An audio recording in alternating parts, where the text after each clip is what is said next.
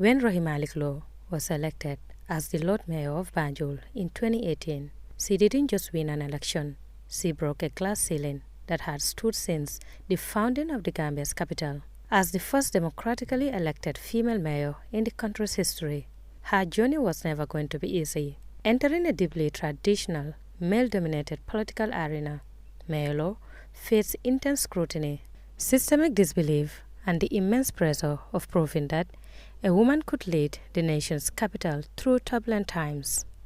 Now, after 2 terms of navigating those risky political waters and spearheading grassroots transformation, her legacy is being permanently etched into Gambian history.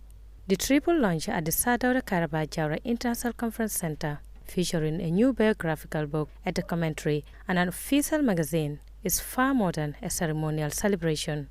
It is a vital milestone that effectively answers her critics, archives her hard-fought victories, and solidifies her blueprint for the next generation of female leaders across Africa. Many of you know her as her worship. Many of you know her as mayor. Many of you know her as a champion of women.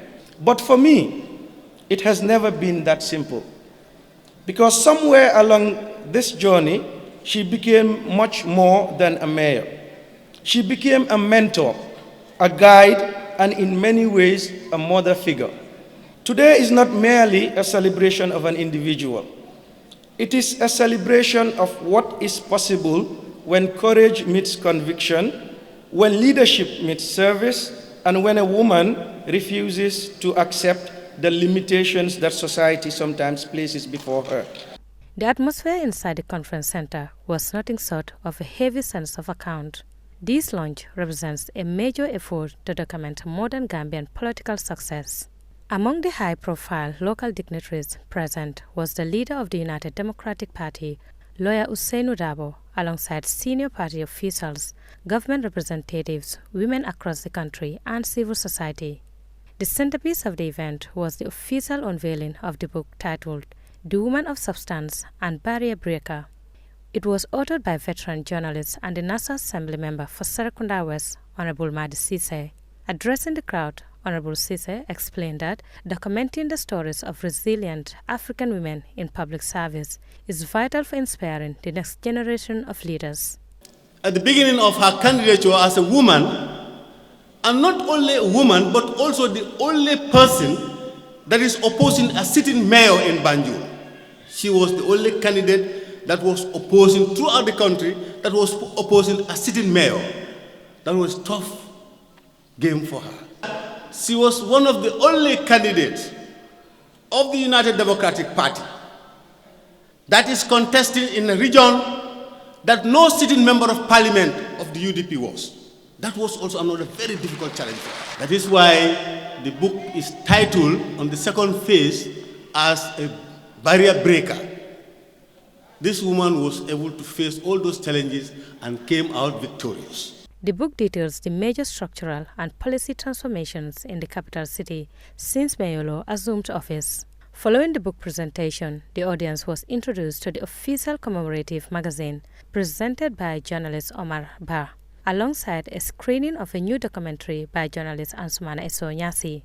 Both pieces focus heavily on the grassroots impact of the Rohey Malick Lowe Foundation for Women and Youth. But what struck us most is how you have carried Banjul's voice beyond our borders. This magazine is more than a profile. It is a record of what is possible when leadership is bold, compassionate, and unafraid to think beyond the city limits.